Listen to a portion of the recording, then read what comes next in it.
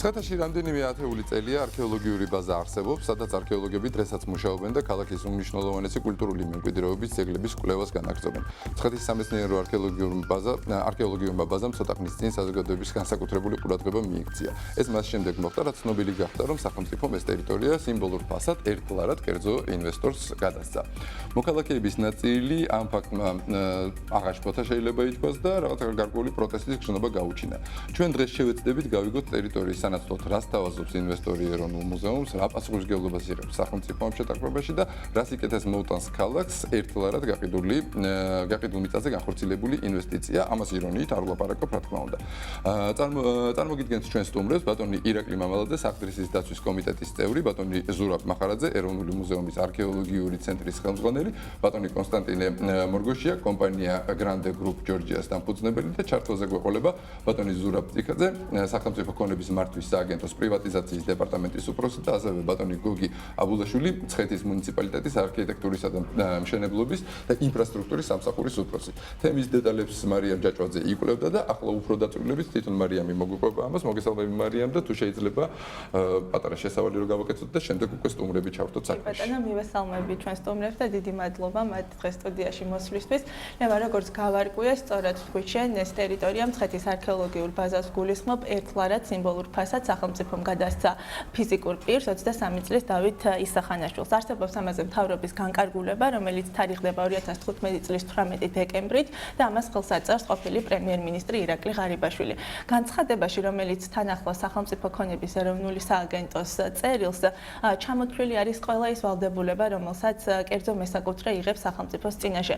მაგრამ სანამ ჩვენ დავიწყებთ ამ მნიშვნელოვან დეტალებზე მსჯელობას, სტუმრებთან ერთად მინდა რომ მათთან ერთად ვნახოთ ვიდეო, რომელშიც პრინციპში რაზეც დღევანდელი ჩვენი დღის მთავარი თემა არქეოლოგიური ბაზა არის გადაღებული. ბატონმა ზურამ გაგვიწია გუშინ მეგზურობა და გვაჩვენა შენობა რას ინახავს დღემდე. ამიტომ ვნახოთ ვიდეო და მერე დავბრუნდეთ უკვე სტუდიაში.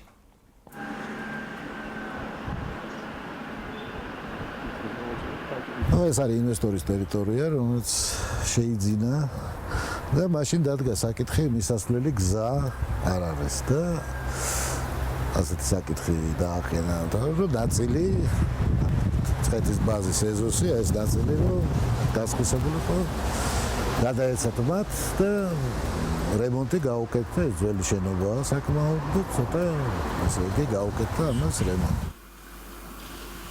აი აქ რაც არის დაცული დოკუმენტაცია მცხეთის ექსპედიციის მრავალწლიანი მუშაობით ძალიან ფაქტი. ეს ყველაფერი არის კარგად დალაგებული, თქვენ ხედავთ თაროებზე, ეს არის მეცნიერებისთვის, ეს არის მთავარი ჩვენთვის. იმიტომ რომ ის მონაცემები იმის მიხედვით მე საერთოდ მეცნიერება კეთდება და ამიტომ აქ მცხეთის ექსპედიცია ყოველთვის ძალიან მოწესრიგებული იყო და ფოტომასალები, ჩანახატები, დღიურები, დავთრები, მასალაც ყველაფერი არის კარგ მდგომარეობაში, ნამდვილად სამაგალითოდ. მთელი აქ არის ნახაზები ბაგინეთიდან, არმაზისხევიდან, სამთავრო სამაროვნიდან. ეს კერამიკი ყველაფერი იხატება, ფოტოსაც უღებენ, ფოტოარქივიც არის ძალკე და თავისი ეს ყველაფერი დოკუმენტირებული არის, მრავალწლიანი მუშაობა მიდიოდა მცხეთაში და რაც მთავარია, ეხლაც გრძელდება. ეს არის ანთროპოლოგიური მასალის საცავი, სადაც ყველაფერი უკვე დალაგებული და ჩაწყობილი და ინვენტარიზებული ახლებურად. ყველაფერი აქვს თავისი ეტიკეტი, სადაც ეს ყველაფერი არის აღრიცხული. საიდან არის, რომელ წელს გათხრილი, აღმოჩნდა, ვინ აღმოჩნდა და ასე შემდეგ. ეს მიცვალებული რომელი სამარხიდან არის, რომელ წელს არის გათხრილი, ასე შემდეგ. არქეოლოგები იკვლევენ მატერიალურ კულტურას და ანთროპოლოგები გვაძლევენ ამ თვითონ მოსახლეობაზე მონაცემებს.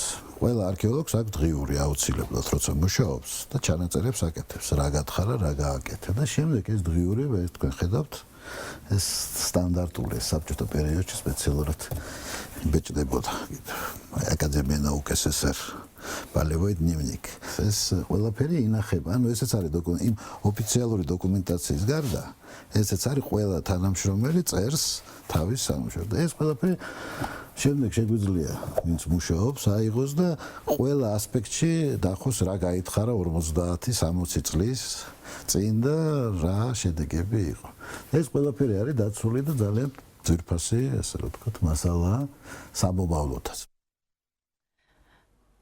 ბატონო ზურა, ჩვენ გვაქვს ეროვნული მუზეუმის გენერალური დირექტორის მიერ ხელმოწერილი წერილი, რომელშიც ვკითხულობთ სახელმწიფო გადაწყვეტილების შემთხვევაში საქართველოს ეროვნული მუზეუმი მზად იქნება მცხეთის ბაზის ევაკუაციისთვის, მას შემდეგ რაც ინვესტორი დაასრულებს ახალი შენობის მშენებლობას და კეთილმოწყობას. თქვენთვის როგორც არქეოლოგისთვის და სხვა არქეოლოგებისთვისაც მისაღები იყო ეს გადაწყვეტილება თუ დათანხმდით უბრალოდ იმიტომ, რომ ამ განკარგულებაზე ხელმოწერა უკვე არსებობდა? არა, ეს თავიდან მე როცა განხილვა იყო, მე მაგაში ვიღებდი მონაწილეობას როგორც ცენტრის ხელმძღვანელი და ეს ბაზა ადრე ცენტრს ეკუთვნოდა სანამ ეროვნულ მუზეუმში ავერთდებოდა. ამიტომ მე ასე ვთქვათ პასუხისმგებლობას ვიღებ ამ გადაწყვეტილებაზე, როცა ეს წინადადება შემოვიდა, ანუ მექანიზმი როგორ არის ამ ჩვენი მთელი საკუთრების მეპატრონე არის სახელმწიფო. ეროვნული მუზეუმი ამ განკარგავს ჩვენ ვხმარობთ ამ. როცა ინვესტორმა მიმართა სახელმწიფოს წინადადებით, სახელმწიფო მოგვარდა ჩვენ და შეგვთავაზა რაღაც ვარიანტი, ჩვენ ის განვიხილეთ და ჩავთვალეთ მისაღებად და ეს გადაწყვეტილება იქნა მიღებული.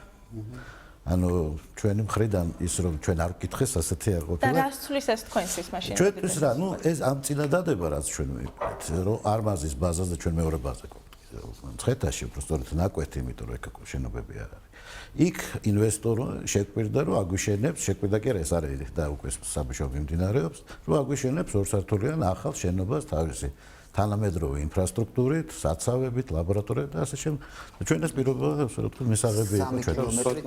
მოშორებით. კი ბატონო, ბატონო კონსტანტინე, თქვათ აი ამ არმაზის ხელთან დაკავშირების შენებლობასთან ესეც ალბათ შეთანხმებული არის მუზეუმთან ეს პროექტი და მთავრობის პროექტის არსებობს და ყველაფერი. თუ შეუთანხმდეთ პროექტს ეროვნულ მუზეუმში ამაზე? მე მინდა ვთქვა ერთი რამ, პირველი რომ ეს ერთლარად გადმოცემული ქონება არ არის, ერთი ლარი არის სიმბოლური ფასი, ერთი ლარის უკან დგას 500,000 ლარიანი ვალდებულება.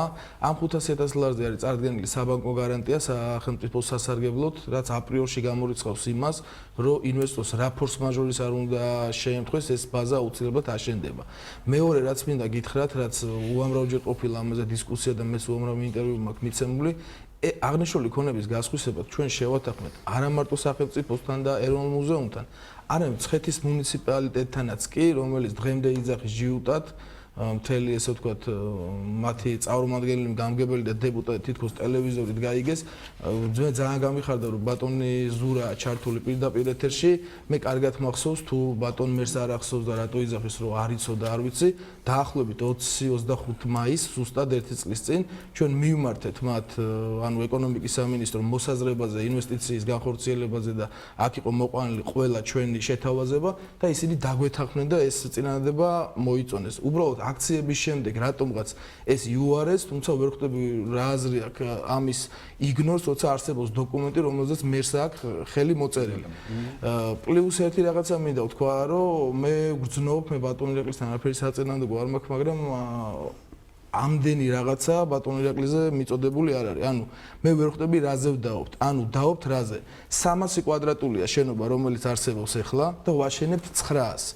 ღირებულება აქვს ამ შენობას დაახლოებით 108,000 ლარი და ვაშენებთ არანაკლებ 500,000 ლარისას. ანუ სამჯერ მეც ვაშენებ და 5ჯერ უფრო ძვირს და კიდევ ერთხელ იყო გაჟღერებული, შეიძლება აქაც გააჟღერონ, თითქოს ეს მიწაღის 8 მილიონი, 9 მილიონი რაღაცა კოლოსალური თანხები. ამ მიწის ღირებულება ეროვნული სამხაროების ეროვნული ბიუროს მიერ არის შეფასებული 490,000 ლარად და ჩვენ ამის სანაცვლოდ შეგვაქვს ზუსტად ის ადეკვატური თანხა, რაც ესე ვთქვათ ეს შენობა ღირს. პლუს ამას ემატება ის, რომ მცხეთის რეალობაში არ არსებობს უბრალოდ მაღალი კლასის სასტუმრო, ფიზიკურად არ არის, ხოლო საოჯახო სასტუმროებია.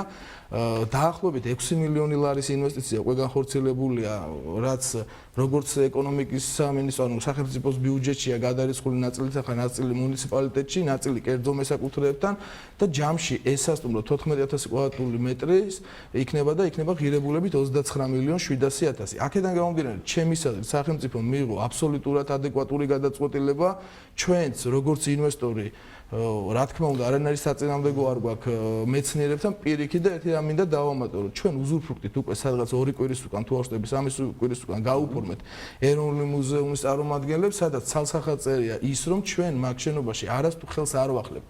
ვერც კი შევალთ იქამდე, სანამ ახალს არ აუშენებთ, ექსპლუატაციაში არ მიიღებენ და არ შექმნიან ლოკაციას. ირაკისთან გვექნება შემდეგი შექმნა თქვენ აპროტესტებით თავრობის ამ გადაწყვეტილებას და პრემიერ-მინისტრს წერილითაც მიმართეთ, რომ კიდევ ერთხელ გადაეხედათ ამ განკარგულების მიზან შეწამლობისთვის. რა იწევს ეჭვს და რა საფრთხეს ხედავთ კიდევ ერთხელ რომ გითხრათ მე. გეტყვით, აი მე ძალიან გამიკვირდა ბატონი ზურაბის როცა თქვა, რომ მან განიხილეს ეს წინადადება, რომელიც მოდიოდა ქონების მართვის სააგენტოდან. არა, იმიტომ რომ ერთ დღეში, ზუსტად ერთ დღეში მოხდა ესეთი რაღაცა, 28-ში შევიდა დავით 23 წლის ახალგაზრდა დავით ისახანაშვილის წერილი ქონების მართვის სააგენტოში და 29-ში გადაეგზავნა უკვე მოითხოვა ამ ასე ვთქვათ შენობა ნაგებობის და ტერიტორიის გასხვისებაზე უკვე მიწერა ქონების მართ ერთ დღეში განიხილავდა. წლები შევიდა არ ვიცი მაგრამ წლები მიდიოდა ამაზე ორივე წერილს გადაეწერა ერთ დღეში გადაწყვეტილება გაეჩუქებინათ ქონება. საინტერესო თქვენი პრინციპული წინააღმდეგობა რაში მდგომარეობს? ჩვენი პრინციპული წინააღმდეგობა მდგომარეობს შემდეგში, რომ სახელმწიფოს ქონება არ უნდა სხვისდებოდეს, მით უმეტეს მუზეუმის ქონება ერთლარად არ უნდა ჩუქდებოდეს და მით უმეტეს ბატონი დავით ლორთქიფანიძე წერს თავის წერილში თუ რა მნიშვნელობა აქვს ამ არქეოლოგიურ ბაზას. არქეოლოგებს 3 კილომეტრის მოშორებით არქეოლოგიურ ბაზაზე ხომ არ არის ლაპარაკი, აქ არის ლაპარაკი ანუ არქეოლოგიურ საიტზე, რომ მაყურებელი არ დაივნეს. აქ არის ლაპარაკი იმ ბაზაზე, იმ შენობაზე, სადაც არქეოლოგები მუშაობენ და ჩერდებიან. უბრალოდ ეს განმარტებისათვის. სიუჟეტში ხო, რაც არის განთავსებული. ეს ბაზა, რომელსაც თავაზობ ბატონი კონსტანტინე არის 3 კილომეტრით მოშორებით და იქ არსებობს ისედაც არქეოლოგებისთვის ბაზა არნაზის ხევში. ეს დამატებითი ბაზა მოითხოვეს, თუმცა 2000 კვადრატული მოითხოვა ეროვნულმა მუზეუმმა და დააკმაყოფილა 800 კვადრატული, ასე ვთქვათ, ინვესტორმა. თავარი რა არის აქ? იცით, რაღაცაერთ ეს ამ ტერიტორიას ბატონი კონსტანტინე და ეს ჯგუფი, რომელიც წარმოადგენს ამ საინვესტიციო კომპანიას, ჯერ კიდევ 23 წლის ახალგაზრდაზე განსხვისდა და სახელმწიფოს ქონება და არა რომელიმე კომპანიაზე პირდაპირ არის დავით ისახანაშვილის კუთვნილება დღეს ეროვნული მუზეუმის ქონება ბატონო ზურაბ.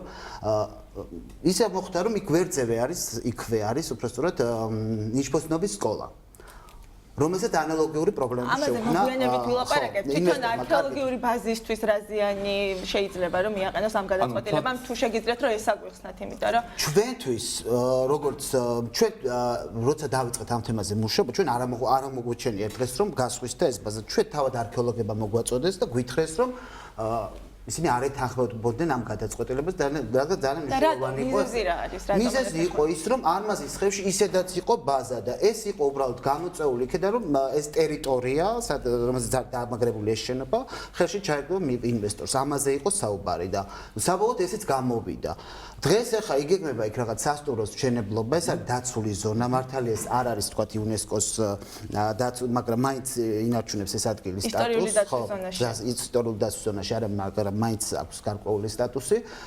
აქედან გამომდინარე ჩვენ გვაინტერესებს კიდე რა ბედი ეწევა ამ ტერიტორიას, რა აშენდება და რატომ გასხვისდა, რატომ გაჩუქდა ერთლარად. როცა ჩვენ წინა ხელისუფლების დროს ანალოგიურად ვაპროტესტებდით, ხო, ერთლარად გასხვისებულ ქონებას რატომ მოხდა იგივე ღარიბაშვილის პირობებში რომ გასხვისდა ეს სახელმწიფო ქონებაზეა საუბარი. იცით რა ხოდა ზეგ მოხდება ისე რომ მასე ბაღებიც გააჩუქეს, სკოლების და დღეს არის ხო პრობლემა რეალურად. ხოდა ზეგ შეიძლება დადგეს რეალურად იმის პრობლემა რომ არ იყოს არქეოლოგიური ბაზები და მე დარწმუნებული ვარ ეს პრობლემა დადგება, იმიტომ რომ ბატონმა ზურაბმა ძალიან კარგად იცის რა მომავალი აქვს საქართველოში არქეოლოგიას, ის იმედია კარგად ხედავს.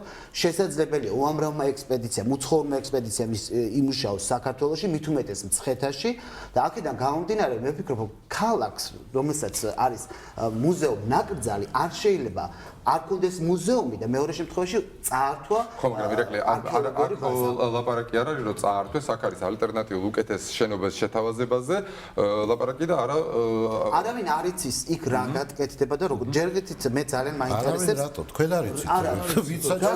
რა ნახეთ, აი როცა ის ინვესტორი მოვიდა, რა ნახეთ მის მიერ გაკეთებული, მაინტერესებს რა ქონდა მას შექმნილი. ხო, არსებობს არა რაღაც რეპუტაცია. აი რა რომ მოვიდა 23 წლის ახალგაზრდა რა გითხრათ რა სავაშენებთ და თქვენ თელი მუზეუმი დაირაზმეთ თელი სახელმწიფო და აჩუქეთ ეს ბატონ ირაკლის ერთ პასუხს გავსემე არა მაგრამ მე ბატონ ზურაბთან მაკითხვა რა იცით ამ კომპანიას რა აქვს აშენებული ბროწეულის ბაღები და კაკლის რაღაცა ისა რა ხო ჩვენ სახელმწიფოსთან გვაქვს სახელმწიფო მოგვართავს ჩვენ გასაგებია ხო ამბობ განიხილე არა არა, დავით 23 წლის ის არც მინახია. ხო, არა, წეღან ამიტომ დეტალურად განიხილეთ და განვიხილეთ წინადადება, განვიხილეთ და განსახილველი რა იყო, ვერ ხვდები ხერაკლის მესმის, არ ვიცი რა აწუხებს, უბრალოდ მარტივი თემა არ არის აქ აუცილებელი რომ იყო წარმატებული ბიზნესმენი, საბანკო გარანტია გამოუთხოვარი აპრიორში გამორიცხავს ყველანაირ რისკს და საერთოდ არ არის განსახილველი არაფერი პირდაპირ გეტყვით. რაც შეეხება დათოს ასაკს დამიჯერე ირაკლი 23 წლის ძალიან წარმატებულ ბიზნესმენებს ვიცნობ, მინისტრებსაც და წარმატებულ ხალხს და 23 წელი არ არის. ხო, ხონდა შექმნილი და აშენებული. მარტივ რაღაცაც გვაქვს შექმნილი და ძალიან ბევრი რაღაცაც. ადამიანთა ჯგუფი, რომლებიც მოღვაწეობენ წლებია პოსტსაბჭოთა ქვეყნებში, ჩამოვიდნენ ხელისუფლების სულების შემდგომ და 9 წლის განმავლობაში ჩვენ აქ არ გქონდა იმის საშუალება რომ ბიზნესი გვეკეთებინა. 9 წლის უკან გაკეთებული კი სამწუხაროდ ჩვენ საქართველოში არ მოღვაწეობდით. რა უნდა ქონდა გასაკეთებელი? აქ სახელმწიფოს როლზე ჩამოვარდა ლაპარაკი და ბარეგამ იქნება ბატონი ზურა ჩავთვალოთ საქმეში. ბატონო ზურა, გესმით ჩვენი? მოგესალმებით, დიდი მადლობა რომ იღებთ გადაცემაში მონაწილეობას. შეიძლება საფუძვლიანი იყოს ის საფრთხე, რაზედაც ირაკლი ლაპარაკობდა და როგორია ხელშეკრულების პირობები და რა გარანტიები არსებობს იმისაც, რომ ყველა ნაკლისი ვალდებულება პრინციპში რაც ინვესტორმა იყოს, სრულად და დროულად იყოს შესრულებული. საზოგადოების ინტერესებიდან მინდა განმარტოს განმოება, რომ სახელმწიფოს მიერ განკარგული ცხეთის არქეოლოგიური ბაზა, ყოფილი ბაზა, რომელსაც ჩვენ საუბრობთ, ამჟამად მოქმედი ბაზა, თუმცა სამომავლოდ ახალი ინფრასტრუქტურაში გადასვლის შედეგად არსებული ტერიტორია, როგორც ყოფილი ინფრასტრუქტურა, წარმოადგენს საკმაოდ მცირე ფართობს, დაახლოებით 300 კვადრატულ მეტრამდე არის შენობა ნაგებობა, სადაც განთავსებული არის დღეს ბაზა არქეოლოგიური, მას არ გააჩნია ისეთი ინფრასტრუქტურა, როგორიც არის თანამედროვე ლაბორატორიები, კვლევისათვის მაღალი სტანდარტების მქონე საწავლები და ასევე საგანმანათლებლო სივრცე. ის რომ გარკვეული სარემონტო სამუშაოები ჩაუტარდა ამ შენობა ნაგებობას და დღეს თქვენ დაათვალიერეთ კადრები, სადაც ნაჩვენები იყო ეს ყველაფერი, სწორედ რომ ინვესტორის აქტივობის საფუძველზე განხორციელდა არანაკლებ 150,000 ლარამდე სარემონტო სამუშაოები ჩატარება თავის დროზე აღნიშნულ ბაზასთან დაკავშირებით. რაც შეეხება ახალ ინფრასტრუქტურას, რომელიც გახდა ამ ქონების განკარგვის პირობა, ახალი ინფრასტრუქტურა უნდა მოიცავდეს არანაკლებ 3-ჯერ უფრო დიდ ფართს, კერძოდ 900 კვადრატულ მეტრამდე შენობა ნაგებობა, სადაც განთავსებული უნდა იყოს მაღალი სტანდარტების მქონე როგორც სალაბორატორიო სივრცე საცავებისათვის და საგანმანათლებლო სივრცისათვის საჭირო აღჭურვილობა და დანადგარები, ასევე აღსანიშნავია ის გარემოება, რომ თვითონ არქეოლოგიური ბაზა უწყვეტ რეჟიმში განაგრძობს ფუნქციონირებას, ვიდრე ახალი ინფრასტრუქტურა არ გაიმართება, ფუნქციონირებისათვის ზადყოფნაში არ იქნება, ბაზა ძველ ლოკაციაზე იმუშავებს და მნიშვნელოვანია ის გარემოებაც, რომ ქონება, რომელზედა ჩვენ საუბრობთ დღეს, გაცილებით ნაკლები ღირებულება გააჩნია მისი საბაზრო ღირებულება, ვიდრე ინვესტორის მხრიდან განსახორციელებელი აქტივობები არის ინფრასტრუქტურის მხრივ ახალი ბაზის მშენებლობისთვის გასაწევი. კერძოდ 500,000 ლარამდე, 9 მილიონ ლარამდე თანხა იხარჯება ახალი ინფრასტრუქტურის მშენებლობისათვის, როცა შენობა, რომელიც განიკარგა 180,000 ლარამდე არის მისი საბაზრო ღირებულება, ხოლო მიწის ნაკვეთთან ერთად შენობის ღირებულება არ აღემატება 450,000 ლარის ღირებულებას. უკაცრავად ერთი კითხვა შეიძლება ბატონო ზურა, თქვენ წინასწარ გქონდათ შეფასებული ამ ტერიტორიის საბაზრო ღირებულება და შეესაბამება თუ არა ზუსტად იმ ინვესტიციას, რომელსაც კომპანია აპირებს რომ განახორციელოს ამ ტერიტორიაზე, ლაპარაკია 500,000 ლარზე. გაცილებით მნიშვნელოვანია ის საინვესტიციო პროექტი, რომელიც უშუალოდ ამ ტერიტორიის ფარგლებში უნდა განვითარდეს. თავის მხრივ საინვესტიციო წინადადებები გულისხმობს მაღალი კლასის არანაკლებ 5 ვარსკვლავიანი სასტუმრო კომპლექსი საერთაშორისო ბრენდის მმართველობის ქვეშ კომპლექსის აღმართვას, რომლის ფარგლებშიც არანაკლებ 30 მილიონი ლარის ინვესტიცია არის მოსალოდნელი. აღსანიშნავია ის გარემოებაც, რომ თვითონ ტერიტორია მცხეთის კულტურული მემკვიდრეობის დამცავი ზონის სიახლოვეს მდებარეობს და ამიტომ მნიშვნელოვანია ის შეწყმული იყოს უშუალოდ იუნესკოს მიერ დადგენილ კულტურული მემკვიდრეობის მოთხოვნებთან მიმართებაში. სწორედ ეს გარემოებები გათვალისწინებული არის ინვესტორის მხრიდან. პროექტი, რომელზედაც ინვესტორი მხარე მუშაობს, ასევე ვიზუალურად მცხეთასთან შესაბამისობაში იქნება მოყვანილი. პროექტის ფარგლებში თავის მხრივ არანაკლებ 100 ადამიანის დასაქმებაა მოსალოდნელი. ფაქტობრივად ჩვენ გვაქვს ორხრივი ინტერესზე, როცა სახელმწიფო მუზეუმისათვის გაუმჯობესებული ინფრასტრუქტურას იღებს და გარდა ამისა მსხვილ საინვესტიციო პროექტს ეხსნება საშუალებები, რომ უახლოეს პერიოდში დაიწყოს და განახორციელოს უკვე თავისი რეალიზება პოვოს. ხშირად ისმოდა ეს ერთლარად გასხვისებული ტერიტორია. აი ამ პრაქტიკაზეც რა გითხრათ, როგორი არსებობს სახელმწიფოში ეს პრაქტიკა ერთლარად გასხვისებულ ტერიტორიაზე ამ ინვესტიციების განხორციელების. ზოგადოებისთვის მინდა განმარტო სწორედ, რომ სიმბოლური განკარგვა, რაც დასახელებულია პროექტის ფარგლებში, ჩვენ თუ მას კარგად გავაანალიზებთ, სრულებით არ წარმოადგენს ეს თანხა სიმბოლურ ღირებულებას იმ გარემოების გათვალისწინებით, რომ ინვესტორმა არანაკლებ 500,000 ლარის ღირებულების ინფრასტრუქტურა უნდა შექმნას, რომელიც უსაწყებლოდ სახელმწიფოს უნდა გადასცეს მუზეუმისათვის შემდგომ ამ ინფრასტრუქტურის გადაცემის მიზნით.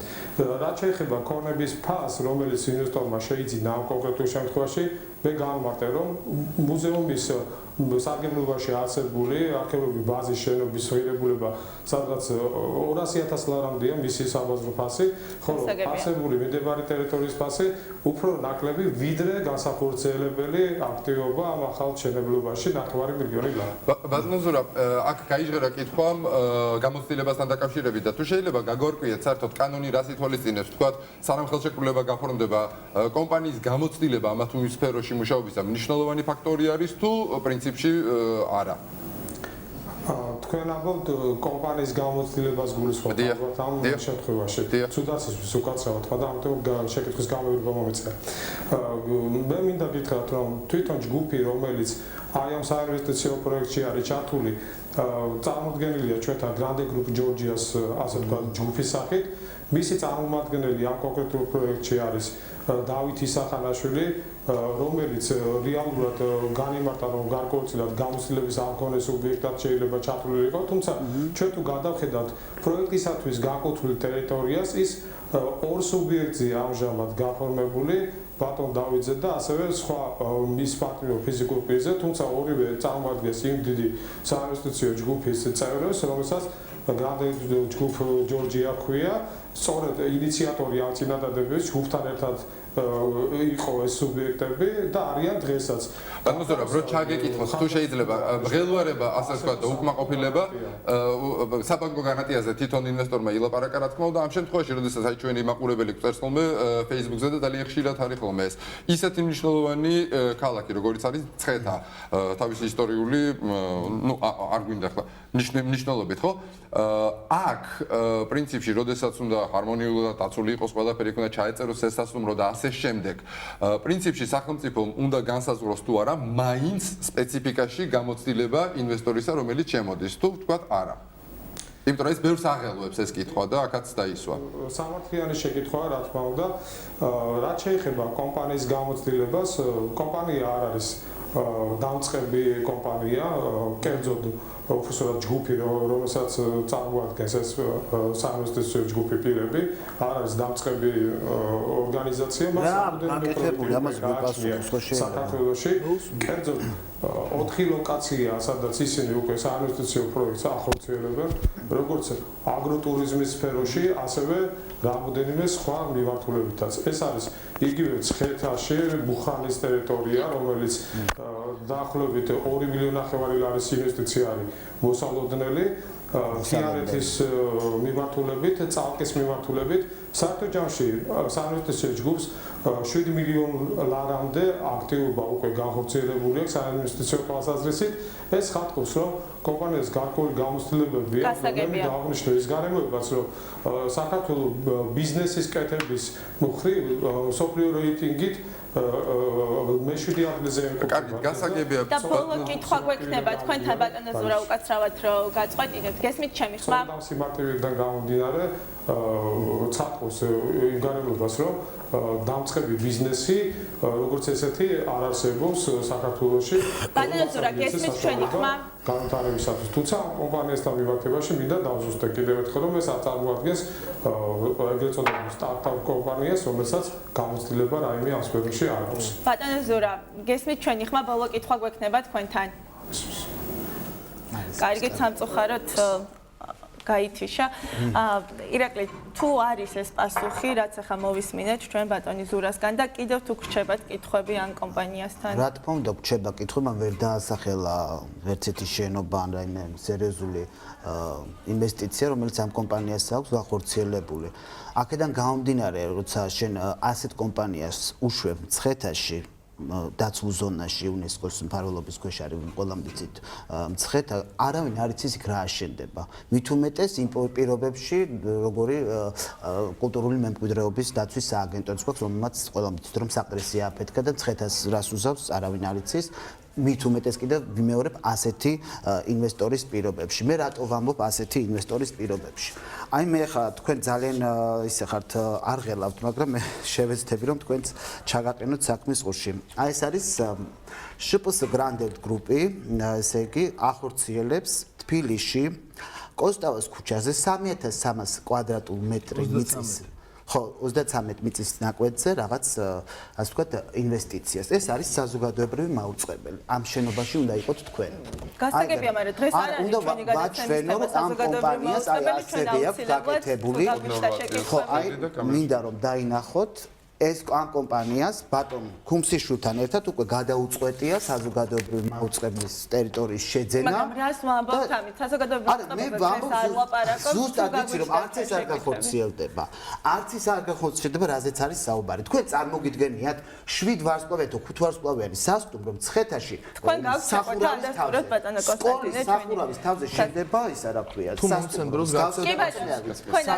გადაიცით მოამის ასე ვთქვათ მე ვადასტურებ მე უკაცრავად თუ შეიძლება მე არ გეჭრებოდით მე ვადასტურებ იმას რომ ჩვენსა და სახელმწიფოს და თქვენი არქის ხელმძღვანელობას შორის დაახლოებით 1 წლის უკან იყო შეთანხმება მემორანდუმი არანაირ ძალა ამას ამ ეტაპზე არ აქვს სადაც იყო ვადასტურებ ხო აი ესეთ რაღაცებით წარმოაჩეთ თავს ზოგადად როგორც კომპანია აი ასეთი იმით მე არ წარმოვაჩენ აქ ხარა იყო საზოგადოებრივი მაუწყებელი და იყო სახელმწიფო ანუ ძალდატანება ჩემგან არც ერთზე ყოფილა არც მეორეზე მარტივი პროექტია ჩვენ ვიყავით მოლაპარაკების პროცესში სადაც ამ შენობის ნაცვლად უნდა აგვეშენებინა თუ არსები 30 მილიონი ლარის თუ არა დოლარის შენობა თავისი ახალი აღჭურვილობით სხვა ლოკაციაზე რომელიც იყო საზოგადოებრივი მაუწყებლისთვის მისაღები რაღაცა ეტაპზე საზოგადოებრივი მაუწყებელმა გადაწყვიტა რომ თუ არსები დარშენ ისევ ლოკაციაზე სადაც თქვენი ხარ ბრძანდებით და ამ პროექტმა უბრალოდ ჩანასახში გასაგებია. პილოტსაც გადარჩენილ ხართ. ხო, გადარჩენასაც შეხება ბატონო ირაკლი, უსმენ დიდი ხანი. სხვა გადაცემის თემა ხო, რადგან წამოწია პასუხი გავეცი, მაგრამ მე ბატონო ირაკლი არ მესმის, ისიც უკვე მეათე ჯერ მიწევს ამაზე საუბარი. მე შეგზემოთ თითქოს ან ვერ იგებს, ან არ უნდა და გასაგებია, საზოგადოებრივ მაუწყებელზე შემდეგ გადაცემა. არა, მე ყოველთვის მზად ვარ, ერთი წამი. მე შეიძლება ამაზე განსა.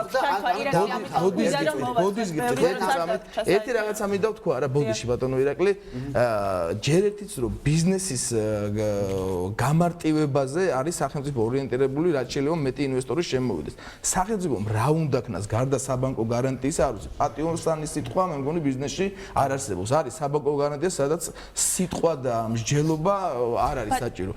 პლუს ერთი რაღაცა მინდა ვთქვა, UNESCO-ს ზონაში ჩვენი სასტუმრო საერთოდ არ არის, მაგრამ კი ბატონო და დაცულ ზონასთან დაკავშირებით ბატონო, აი ხო, აი მე აგესწრებ. ჩვენი პროექტი არის 14000 კვადრატული, მაგრამ მცხეთის არქიტექტურასთან ერთად, ზეგთას დასვასთან ერთად ჩვენ შევიმუშავეთ ისეთი კონცეფცია, რომ რა შენობაც იყო, ანუ ამ ადგილას ეს იყო კერამიკული სკოლა ძველი, რომელიც ამორტიზირებული ჩავებარეთ, დაახლოებით ზუსტად იმ გაბარიტებისა. ანუ ის რომ ჩვენი მხრიდან ყოფილიყო რაღაცა, რომ ინვესტორი მოვიდა და ჩვენ გვინდა 10 სართულიანი და 15 სართულიანი, ესეთი რამე არ გვიქნია, გავწიეთ უდიდესი ხარჯი და მთელი პროექტის ძირითადი ნაწილი ჩაუშვით მიწის ქვეშ. ანუ გამომდინარე იქიდან, რომ სიმაღლეში არ წასულიყო და მცხეთის წმინდა ქალაქის სტატუსი ჩამჯდარიყო ლამაზა და იმ არქიტექტურული მოთხოვნებით, რაც იყო. ზუსტად 8 ჯერ პირადად მე ვარ ზეგთა დაცვის კომისიებზე ნამყოფი, ყველა შენიშვნას და მითითებას მეცნიერების და ვინც იყვნენ იქ არქიტექტორების მივყვებოდი ზედმიწევნით ზუსტად და მივიღეთ დადებითი დასკვნა. მე ვერ ხვდები არანაირი დადებითი დასკვნა არ არსებობს. არანაირი ინვესტიციას ახორციელებთ მცხეთაში. შემიძლია წარმოგიდგინოთ ეგ დოკუმენტი. არანაირი ჩვენ მივწერეთ ბატონ ნიკოლოზანძეზე და მოგწერეთ ჯერჯერობით არაფერი არანაირი ნებართვა არ არის თქვენ სასტუმროზე. ერთი კითხვა მაქვს. მცხეთაში რომ მცხეთას რო უფრთხილდება ძალიან. ეს აქ პირდაპირ უწერია რომ ისა შოფრენები ისე ვერტალიოტები უნდა რომ დასვა. ახლა გაჩვენებთ არ არის პრობლემა. თქვენ აეროდრომზე საუბრობთ. წერია რომ იქ შეუფრენის დასაჯდომი მოედანი იქნება. კი ეს ნამდვილად არის განცხადებაში ეს განცხადება. მცხეთის დაცვის ზონაში სვავს იმას თვითფრინავს. შეუფრენს სვავს. ერთი წუთი ერაკი ძალიან დიდი ბოდიში უნდა გაგაწყვეტინოთ. გაითვალისწინებთ თუ არა ჯამში და ეს აკეთებთ პროექტი არის შეთანხმებული უკვე ზეგთა დაცვასთან თუ ვინმე ჯერავს ამიცი ჯამში თქვენ დიდი მოცულობის ინვესტიციას ახორციელებთ ამ ტერიტორიაზე და ორივე პროექტის ღირებულება 125 მილიონი ლარია არა ორივე პროექტის ვისი რო გაცრავოთ აი მცხეთის არქეოლოგიური მცხეთის არქეოლოგიური მცხეთაში არის ჩვენი სულ მცხეთ-ათიანში არის 3 პროექტი. ერთი არის პროექტი ეს სასტუმრო რომელიც არის 30 მილიონის ღირებულების არის მეორე მუხრანის კაკლის ბაღები და საწმორო რომელსაც აღუჩათიგდებს ბატონო ირაკლი, მაგრამ მინდა ბატონო ირაკლის უთხრა რომ მისი ეკონომიკური გათვლები ანუ ელემენტარული რასაც დიდი კალკულაცია არ უნდა 4 წლის თავზე 51 მილიონი ევრო შემოსავალია უბრალოდ რომ კილოგრამი ღირებულებაზე გადაიანგარიშო უფრო მეტი შემოიტანა არ არის პრობლემა არა ხეთის როგორც ქალაქი მემკვიდრეობის არა სპორტსმენების და არა პასუხობთ მარტივად ყველა იერარქიული რაც იყო ანუ ზეგთა დაცვა ეკონომიკის სამინისტრო ეროვნული მუზეუმი მცხეთის მუნიციპალიტეტი ყველაფერი გავიარეთ. არ ვიცი, ვის უნდა ველაპარაკოთ კიდე. არ გაგივრეთ მცხეთის მუნიციპალიტეტი. მცხეთის მუნიციპალიტეტთან აი კიდევ ვიძახის ერთი რაღაცა მინდა თქვა, მცხეთის მუნიციპალიტეტი. კი ბატონო, აი მცხეთის მუნიციპალიტეტი ჩაერთვება, ეხა არ ვიცი ბატონ გოგიზე ვერ ვიტყვი, მცხეთის მერისგან, დეპუტატისგან და გამგებლისგან მე მაგ და არის ჩანაწერები მოსმენილი, თითქოს ამ ადამიანმა არ იცოდა რომ ეს ქონება სხიზდებოდა. აი ბატონ ზურაზე რომ მოგესწროთ მე შემიძლია დოკუმენტი. აი მცხეთელმა მე ვიძახი მერზე. არსებობს წერილი ბოდის გიხდით, სადაც მცხეთის მერი ამ ინვესტიციაზე იძლევა თანხმობას და ხელი აქვს მოწერილი და არ იცის აზიაწერდა ხეს? სანიშბოსნო სკოლა გაიჟღერა და ამასთან დაკავშირებით თუ შეიძლება რომ სანიშბოსნო სკოლა არის ჩვენი ლოკაციის მოპირდაპირე მხარეს, ანუ სანიშბოსნო სკოლა იყო ესე ვთქვათ კარკასულ მდგომარეობაში. საერთოდ სკოლა აშენდა ნაციონალური მოძრაობის დროს იყო ანუ რა მნიშვნელობა აქვს ის დროს აშენდა ბოდის ვიხდი რა მნიშვნელობა გეტყვით აი ვალდებულებაზე რომ გითხრათ რა ვალდებულება აიღეთ მერია კი ბატონო მერიასთან ავიღოთ ესეთი ვალდებულება რომ ტერასის ანუ სახურავის სანაცვლოდ და გვერდზე მიწის სანაცვლოდ ჩვენ უნდა გაგვეკეთებინა 150,000 ლარის ღირებულების არემონტო სამუშაოები ბიუჯეტში შეგვეტანა 165,000 ლარი და ეს არის აი გარემონტებული ეს რემონტი არ ჩატარებულა. ეს გუშინ გადაღებული არანაირი რემონტი არ არის. და ამავ მოატყუა ეს ის არა სპორტსმენები. და ამავდროულად ჯენტლმენური შეთანხმებით უნდა გვეჩუქა ბავშვებისთვის მიწის ფართობი, რომელიც ჩვენ უკვე ვაჩუქეთ 165,000 ლარი შევიტანეთ. ეს თანხებიც 150,000 ლარის მაგივრად დავხარჯეთ 191 და ამას არც მცხეთის მერი არ უარყოფს 191 კი ბატონო ერთადერთი ჩვენ სადაო რაც გვაქვს ერთი მეორეში არის ის რომ სამუშაოების ამ 191-ის ნაწილს მერია ნაწილს ჩვენ არ გვითვლის ჩვენ კი ვიძახით რომ ეს დახარჯულია მე ვერ ხვდები გაურემონტებელი რაც ქვია 191 დავხარჯეთ უბრალოდ მე წერებზე საუბარი არ აინტერესებს მე მგონი აქ არის თავარი კონტექსტი მე ვფიქრობ რომ სახელმწიფო ერთის მხრივ მუზეუმის ქონება მეორეს მხრივ ეს სანიშბოსნო სკოლა გასაგებია ჩვენ ბატონი გოგი პირდაპირ აიღეს ვალდებულება ამიტომ ჯობია მას ისეთ ინვესტორს ხელში რომლის რეპუტაციას ჩვენ არაფერი არ აქვს ამაზეა საუბარი ბატონო გოგი, პირველ რიგში რემონტზე გკითხავ, თქვენ გქონდათ პრეტენზია, როგორც ვიცი ამ სანიშბოსნო კლუბის გარემონტებაზე. როგორ სრულდება შეთანხმება, რომელიც თქვენსა და კომპანიას შორის გაფორმდა, რო გითხრათ პირველ რიგში? გამარჯობა კიდევ ერთხელ. დავიწყებ ცოტა ადრიდან, სანამ ბატონი კოკა გამოჩნდებოდა და ეს საინვესტიციო წინადადებით შემოვიდა ჩვენთან.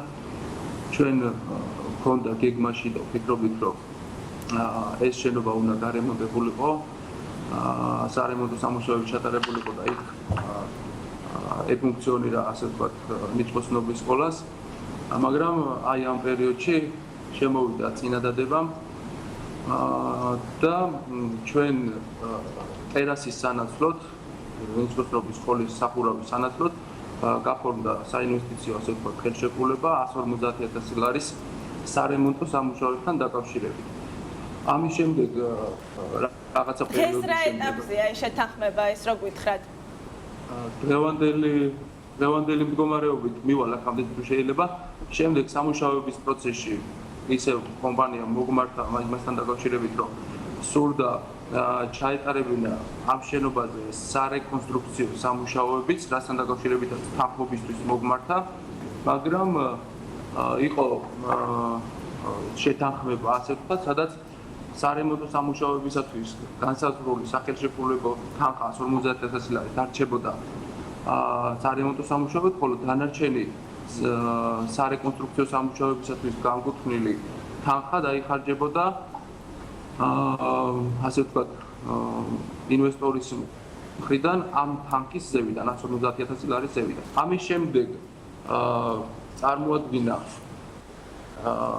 კომპანიამ საექსპერტო დასკვნა ფინანსური დავაკონკრეტებ ამას, სადაც წერია, რომ მართლაც 191,000 ლარი არის დახარჯული, მაგრამ სახელშეკრულებო ვალდებულებას ეს ვერ შექმნის. ანუ უნდა დახარჯულიყო 150,000 ლარი სარემონტო სამუშაოებში, ხოლო დანარჩენი სამუშაოები უნდა განხორციელებულიყო კომპანიის სახსრებით, იქიდან გამომდინარე, რომ მათ ამ სარეკონსტრუქციო სამუშაოებით ეზრდებოდათ ის ფაქტი, რის სანაცვლოდაც გადაეცათ ტერასა.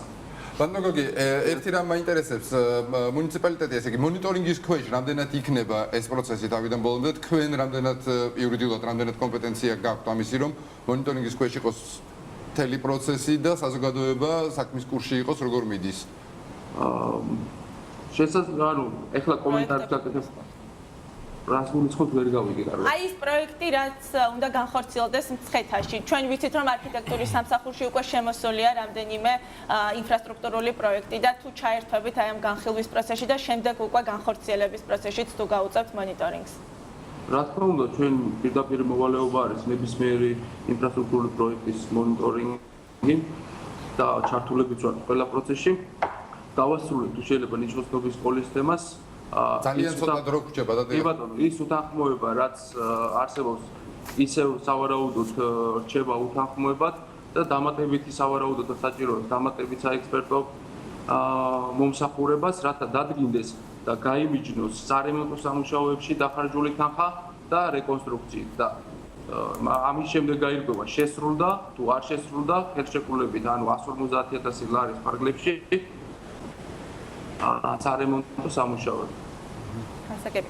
თუ არის ვადა კიდევ რემონტის დასრულება. შეგახსენებ, რომ ძალიან მინდა რომ გაცეთ, რომ სარემონტო ვადა ჩვენ გქონდა 24 თვე და აქედან გასულია მხოლოდ 9, ანუ ჩვენ გვაქვს კიდე დაახლოებით წელიწადზე მეტი ეს რომ დავასრულებთ იქნება. არა, დავასრულებთ აუცილებლად. ერთადერთი ეს არის ბიზნესი, ეს არის ციფრები, ეს არის მშენებლობა და გინდ ქალაქის თბილისის მენეჯმენტი მცხეთაში ნებისმიერ ინფრასტრუქტურულ პროექტზე არის ხოლმე რაღაც ციფრებზე დავა და ამაში ბატონმა ირაკლიმ რაღაცა გრანდიოზული სკანდალი რა ნახა მე ვერ ხვდები. იერუსალიმში ვინმე გაჩუქებ ეკლა ირაკლი ძალიან ჩვენ ყველა ვიცით რა ტერიტორიაზე არის საუბარი.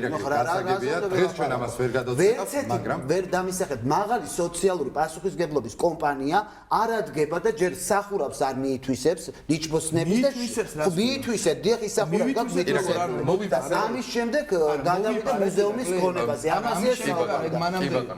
არაფერი რომელიც არ აშენდება მცხეთაში. ამის პირობას ფაქტიურად უნდა დავასრულოთ გადაცემა, ამიტომ მოდის გიტყვით, ანუ არ აშენდება და მე ჩემს აბაგოგანზე დადებულ თანხას დავკრა. აი აგ ციხის ძირი და როგორც გამოისყიდა ციხის ძირი ერთლარად იყო გასხვისებული. თან მერაშუაში ვარ.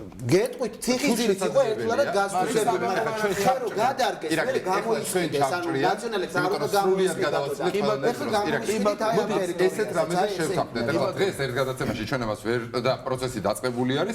ჩვენი მხრიდან ჩვენ გვირდებით, რომ თქვენი ინტერესის გათვალისწინებით, საზოგადოების ინტერესების გათვალისწინებით მონიტორინგის ქვეშ გვეყოლება კომპანიას, მივაყოლებთ თვალყურს და მუდმივად ჩაგაბარებთ ანგარიშს. მოდი ესე შევთანხმდეთ დღეს. კი ბატონო, მივადევნოთ თვალი რა მივადევნოთ და გაკეთდება. ძალიან სამწუხარო, ძალიან საინტერესო დებატები იყო, მაგრამ უნდა დავასრულოთ. დიდი მადლობა ბატონო მომბრძანებისათვის, ძალიან დიდი მადლობა მარიამას საინტერესო სიუჟეტის მომზადების და მასალის მომზადებისათვის.